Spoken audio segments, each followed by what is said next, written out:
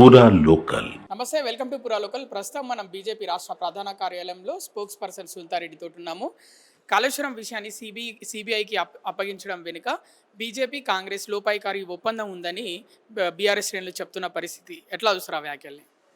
ఇప్పుడు బీఆర్ఎస్ ఏం చెప్పింది, కాంగ్రెస్ ఏం చెప్పింది మాకు అనవసరం. మేము కాంగ్రెస్ పార్టీ ఒక ఏదైతే టీఆర్ఎస్ ప్రభుత్వానికి ఏటీఎంగా మారిందని మేము ఈ ప్రభుత్వం రాకముందు నుంచి కూడా మేము చెప్తున్నాము, మొదటి నుంచి చెప్తున్నాము. వాళ్ళు దీంట్లో గట్టిగా కరప్షన్ చేస్తున్నారని చెప్పినాము. ఆ తర్వాత అది మనకు 2023 నవంబర్లో దాని కాలమ్స్ కుంగడం జరిగింది, క్రాకులు రావడం జరిగింది. అవన్నీ అయినాక ఇమీడియట్గా కిషన్ రెడ్డి గారి మనకు నేషనల్ డ్యామ్ సేఫ్టీ అథారిటీకి కూడా రాయడం జరిగింది. ఇమీడియట్గా దాని సెక్యూరిటీ కోసం వాళ్ళు పంపించడం జరిగింది. ఇవన్నీ మేము ప్రాసెస్లో మేము అడ్వాన్స్గా ఉన్నాం. వీళ్ళు చెప్పడం, మాకు కాంగ్రెస్ చెప్పడం, బీఆర్ఎస్ చెప్పడం, మాకు ప్రజాక్షేమం ముఖ్యం, ప్రజల ధనము దుర్వినియోగం కాకుండా చూడడం మా లక్ష్యం. ఎందుకు అంటే మేము ఇప్పుడు 11 సంవత్సరాలు మా ప్రభుత్వంలో ఎక్కడ కరప్షన్ అనేది లేదు, కానీ ఇక్కడ విచ్చలవిడి కరప్షన్ జరుగుతుంది. ఇది ఏటీఎంగా మారిపోయింది. 35,000 కోట్ల నుంచి 1,50,000 కోట్లకి ఏ విధంగా మారిపోయింది అనే దాని మీద మేము ఫస్ట్ నుంచి మేము డిమాండ్ చేస్తూనే ఉన్నాము. తర్వాత కాంగ్రెస్ గవర్నమెంట్ రాగానే కానీ అప్పుడు కూడా అడిగిన, మేము సిబిఐకి రాయండి. ఎందుకు అంటే మేము ఎలక్షన్ల ముందు కూడా రేవంత్ రెడ్డి గారు అదే చెప్పారు. ఏమని కిషన్ రెడ్డి గారిని అడిగారు, దీనికి సంబంధించిన డాక్యుమెంట్స్ అన్ని నా దగ్గర ఉన్నాయి, ఈ కరప్షన్కి సంబంధించిన డాక్యుమెంట్స్ అన్ని నేను సంపాదించగలిగాను, మీరు సిబిఐని అడగండి, సిబిఐ టైం తీసుకోండి, హోమ్ మినిస్టర్ గారు టైం తీసుకోండి, నేను నా దగ్గర ఉన్న ఫైల్స్ అన్ని సబ్మిట్ చేస్తానని చెప్పడం జరిగింది. వెనెవర్ వాళ్ళ ప్రభుత్వం రాగానే ఆ విషయం మర్చిపోయిండు, సిబిఐ అనే మాట మర్చిపోయిండు, అసలు ఎంక్వైరీ అనే మాట మర్చిపోయి సెటిల్మెంట్లకు వెళ్ళిపోయినారు, సెటిల్మెంట్లు చేసుకున్నారు. ఇది ముందుకు పోదు, సిబిఐకి ఇవ్వకపోతే మేము ఫస్ట్ నుంచి మేము డిమాండ్ చేస్తూనే ఉన్నాము. కాకపోతే ఇప్పుడు అన్ని సర్దుబాటు చేసుకొని అన్ని సెటిల్మెంట్లు చేసుకొని ఏమంటారు, ఇప్పుడు 2 సంవత్సరాల ఏమంటారు వాళ్ళ ఎంక్వైరీలో ఏం తేలిందో ఏం తేలలేదో మాకు తెలియదు. ఆ ఫైల్స్ అన్ని ఉన్నాయో పోయినాయో కూడా మాకు తెలియదు, ఏం జరిగిందో కూడా మాకు తెలియదు. ఇప్పుడు ఏదో మేము సిబిఐకి ఇస్తున్నామని మాట్లాడుతూ ఉన్నారు. మరి ఇన్ని రోజుల నుంచి మేము డిమాండ్ చేస్తున్నాం, డే 1 నుంచి డిమాండ్ చేస్తున్నాం, సిబిఐకి ఇవ్వండి, సిబిఐని పిలవండి. ఎందుకండి ఇది స్టేట్స్తో సంబంధం ఉన్న ప్రాజెక్టు కూడా కదా, ఇంతమంది ఇన్వాల్వ్ అయినారు, ముఖ్యమంత్రి దగ్గర నుంచి అందరు ఇన్వాల్వ్ అయినారు. కాబట్టి మీరు సిబిఐకి ఇస్తే దీని మీద స్వచ్ఛంగా మనకు ఏదైతే ఎక్కడ ఇబ్బంది లేకుండా మనకు ఎంక్వైరీ జరుగుతుందని చెప్తే వాళ్ళు విన్న పరిస్థితి లేదు. ఈరోజు మరి ఏమైందో తెలియదు. అంత సెటిల్మెంట్లు చేసుకున్నాక, అంత పర్ఫెక్ట్గా క్లియర్ చేసుకున్నాక ఇప్పుడు సిబిఐకి ఇస్తామంటున్నారు.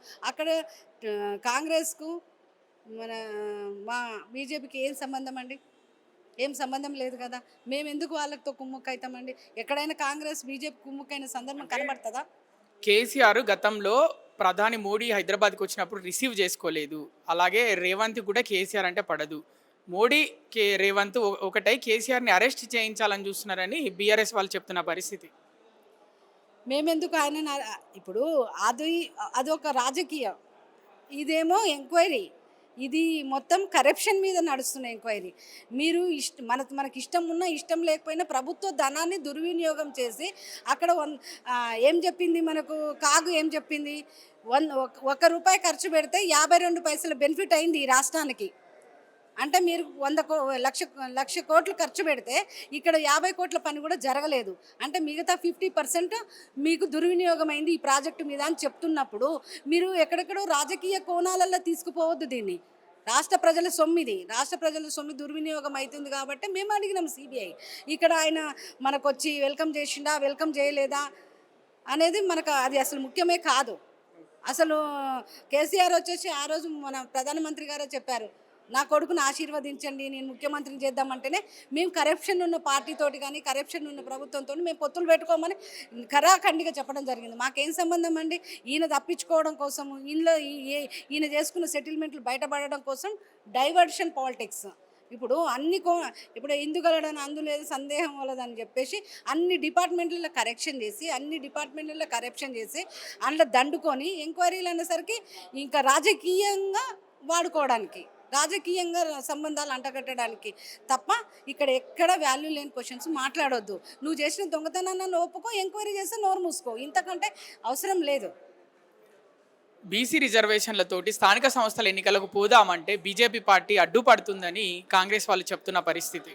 మేము 42% రిజర్వేషన్లు మేము యాక్సెప్ట్ చేసినాం అసెంబ్లీలో. తెలిసిందే అందరికీ, విలేకరులకు తెలుసు, ప్రభుత్వంలో తెలుసు, మీ ప్రభుత్వానికి తెలుసు, ప్రజలకు తెలుసు, అందరూ తెలుసు. మేము అడ్డుపడ్డది ఎక్కడ? నువ్వు 42% రిజర్వేషన్లతో ఎలక్షన్లకు పోతానన్నప్పుడు ఏదైతే అందులో 10% ముస్లిం రిజర్వేషన్లు యాడ్ చేసినావు కాబట్టి మేము సహకరించాము అని చెప్పినాం అంతే. మనకు మేము డాక్టర్ బిఆర్ అంబేద్కర్ గారు రాసిన రాజ్యాంగాన్ని ఖచ్చితంగా పాటిస్తాం, రాజ్యాంగం ప్రకారం పరిపాలన చేస్తాం. రాజ్యాంగంలో మనకు మతపరమైన రిజర్వేషన్లు లేవు కాబట్టి, అది చెల్లదు కాబట్టి మేము చెల్లని దానికోసం మేము సహకరించమని చెప్తున్నాం. అంతేగాని మేము 42% కాదు, నువ్వు 50% ఇచ్చినా మేము సహకరిస్తాం. మీరు 42% ఇస్తానన్నారు కదా, ఇచ్చి తీరండి అని అడుగుతున్నాం. ఇవాళ అవి పక్కకు పెట్టండి. మీరు 10% ఏదైతే ఇస్తానని ముస్లిమ్స్కి ఇస్తున్నారు అది పక్కకు పెట్టి మొత్తం 42కి 42 ఇవ్వండి. మీరు ఇవాళ చెప్తున్న 42%లో 10% పోతే వాళ్ళకి మిగిలేదు 32%. మీరు ఎంతమంది ఉన్నారో అంతమందికి ఉత్నా ఆబాది జిత్నా అని చెప్తున్నాడుగా మీ అధ్యక్షుడు, మీ ఫ్లోర్ లీడరు రాహుల్ గాంధీ గారు. మరి మీ పార్టీలు ఎక్కడ ఇచ్చిండ్రు? మీరు ముందు మీరు సీఎంగా ఉన్నారు కదా, మీరు రాజీనామా చేసి మరి చేయొచ్చు కదా. మీరు చేయరు, మీ పార్టీలో ఎవరికి ఇవ్వరు. మీ పార్టీలో ఏ పోస్ట్ వచ్చినా కూడా అగ్రవర్ణాలకే ఇస్తారు. మీ పార్టీలో మంత్రి పదవులు కానివ్వండి, మీరు ఇచ్చే నామినేటెడ్ పోస్టులలో కానీ, మొన్న కమిషన్ పోస్టులు ఇచ్చిన దేంట్లో కూడా మీరు రిజర్వేషన్లు పాటించిన పరిస్థితి లేదు. మీరు ఈ బిల్లు పాస్ చేసేటప్పుడే మీకు ఆ అనుభవం ఉంది కదా, ఇది అడ్డుపడుతుంది. గతంలో బీఆర్ఎస్ పార్టీ ఎస్టీ రిజర్వేషన్లోకి యాడ్ చేసి మనకు ఆ రోజు ముస్లిం రిజర్వేషన్లు ఇవ్వడం జరిగింది. అది యాక్సెప్ట్ కాలేదు. అలా జరుగుతుందని తెలిసి కూడా మీరు కావాలని చేసినారని మేము అంటున్నాం. మీరు కావాలని అడ్డం పెట్టుకుంటే దీన్ని స్కిన్ సేవింగ్ చేసుకుంటున్నామని, మీకు ఇష్టం లేక ఇట్లా అడ్డం పెడుతున్నారని మేము అంటున్నాం. త్వరలో జూబ్లీస్ ఉప ఎన్నిక రాబోతుంది. ఇప్పటివరకు మరి బీజేపీ తరఫున ఎవరు నిలబడతారో తెలియని పరిస్థితి. మరి ఎలా ఉండబోతుంది కార్యాచరణ జూబ్లీస్ ఉప ఎన్నిక పైన? బీజేపీ పార్టీ స్టాండ్ ఏంటి? జూబ్లీ హిల్స్లో క్యాండిడేట్ ఎవరైనా మాకు ప్రాబ్లం లేదు. భారతీయ జనతా పార్టీ జెండా ఎగురుతుంది అక్కడ అంతే. భారతీయ జనతా పార్టీకి 8 మంది ఎమ్మెల్యేలు ఉన్నారు, 9వ ఎమ్మెల్యే యాడ్ అవుతారు. అంటే అక్కడ 1,00,000 ఓట్లు ముస్లింల వాళ్ళే ఉన్నాయి కదా, మైనారిటీ ఓట్లు ఉన్నాయి కదా. ఎవరైనా ఓటేస్తారండి మనం మంచి పనులు చేస్తే. మోడీ గారికి ఉత్తరప్రదేశ్లో ఎంతమంది ఓట్లు వేసినారో మనం చూసినాము. వాళ్ళు మాకేం వ్యతిరేకం కాదు. మేము వాళ్ళ కోసం ఎన్నో చేసినాము. త్రిపుల్ తలాక్ కానివ్వండి, వాళ్ళ కోసం చేసినవన్నీ మేము వాళ్ళకి చేస్తూనే ఉన్నాం కదా. వాళ్ళు మాకేం వ్యతిరేకం కాదు. మోడీ గారికి ఉత్తరప్రదేశ్లో ఏ విధంగా ఓట్లు వేసినారో మాకు తెలుసు.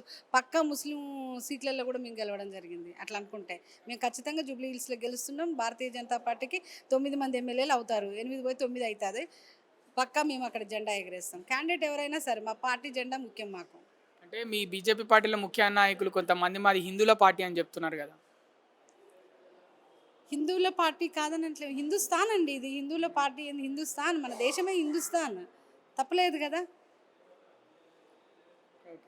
ఇక చివరి ప్రశ్న, ఓట్ చోరీ గద్దీ చోడ్ అని నేషనల్ లెవెల్లో, అలాగే నేషనల్ లెవెల్ నుంచి రాష్ట్ర స్థాయి వరకు కూడా పెద్ద ఎత్తున కాంగ్రెస్ వాళ్ళు జనాల్లోకి తీసుకెళ్తున్న పరిస్థితి. ఆ మాటని ఎట్లా చూస్తారు మరి?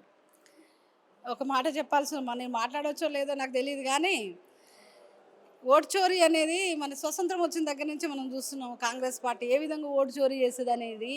జవహర్లాల్ నెహ్రూ గారు ఎలా ప్రధానమంత్రి అయ్యారు? ఆ రోజు ఒక్క ఓటు వచ్చింది జవహర్లాల్ నెహ్రూ గారు.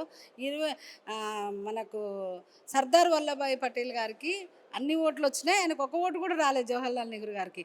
ఓటు చోరీ అక్కడ స్టార్ట్ అయింది. గుర్తుపెట్టుకోవాలి రాహుల్ గాంధీ గారు. మరి వాళ్ళ తాతగారి చరిత్ర, వాళ్ళ నాయనమ్మ గారి చరిత్ర గుర్తుపెట్టుకుంటే మంచిది.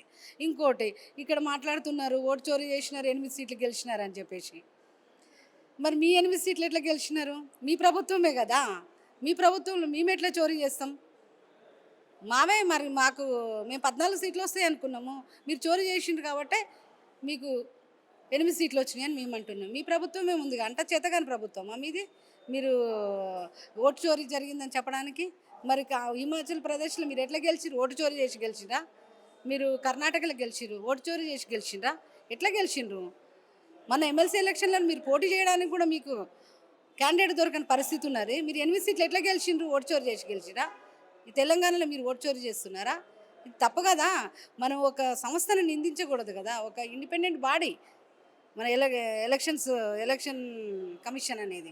నువ్వు అగౌరవంగా మాట్లాడడం, ఒక వ్యవస్థని మనం నిర్వీర్యం చేసి వ్యవస్థ మీద ఆరోపణలు చేసేది అనేది మూర్ఖత్వం అనిపిస్తుంది. యూరియా కొరత బీజేపీ పార్టీ వల్లనే వస్తుంది. ఇక్కడ రాష్ట్రంలో కాంగ్రెస్ ప్రభుత్వంలో ఉంది. కావాలనే యూరియా ఇక్కడికి సరఫరా జరగకుండా, అక్కడి నుంచి రాకుండా, కేంద్రం నుంచి రాకుండా చేస్తున్నారు అని చెప్తున్న పరిస్థితి. యూరియా కొరత లాస్ట్ ఇయర్ ఉన్న దానికంటే ఎక్కువ ఇచ్చినారు. మనకు వాళ్ళు అడిగింది 9,00,000 మెట్రిక్ టన్నులు అడిగితే మేము 12,00,000 మెట్రిక్ టన్నులు ఇచ్చినాం లాస్ట్ ఇయర్. ఇది మార్చ్ ఏప్రిల్లో. దాన్ని మీరు సరి అయిన మార్కెటింగ్లో సంస్థలలో పెట్టక, మీరు సరిగ్గా సరఫరా వ్యవస్థలని మీరు అది పెట్టుకోకుండా నిర్వీర్యం చేసి అది బ్లాక్ మార్కెట్ తరలే విధంగా మీరు దాన్ని స్టెబిలైజ్ చేయకుండా ఎంతసేపు అక్కడ బీజేపీ ఉంది కాబట్టి బదనాం చేయాలా. ఏదో రకంగా మనము ఏదైతే 6 గ్యారంటీలు ఇస్తున్నాం కదా, అది ఏ గ్యారంటీ మనం ఇవ్వలేదు కాబట్టి అది కప్పిపుచ్చుకోవడం కోసం, దాన్ని డైవర్ట్ చేయడం కోసం ఏదో ఒక ఇష్యూ లేవట్టి, జనాల ఇష్యూ లేవట్టి ముందుకు తీసుకురావాలి. ఇది అంతే కానీ వీళ్ళకు కనీసం ఆ సరఫరా వ్యవస్థ ఏంది, అది ఎలా మనం దాన్ని మార్కెట్లకు తీసుకురావాలి, రైతులకు ఏ విధంగా అందుబాటులోకి తేవాలనే దాని మీద తెలివి లేదు. తెలివి ఉంటే ఈ విధంగా చేయరు. రైతుల కోసం ఉన్న ప్రభుత్వమే కాదు, ఎంతసేపు వాళ్ళ సీట్లు ఎట్లా కాపాడుకోవాలి, వాళ్ళ మధ్యలో ఉన్న తగాదాలు ఎట్లా చేసుకోవాలి, ఢిల్లీకి ఎన్నిసార్లు పోవాలి, ఢిల్లీకి పోయి ఏం కప్పం కట్టి రావాలి, ఇది తప్ప రైతులకు ఏమి ఇవ్వాలి.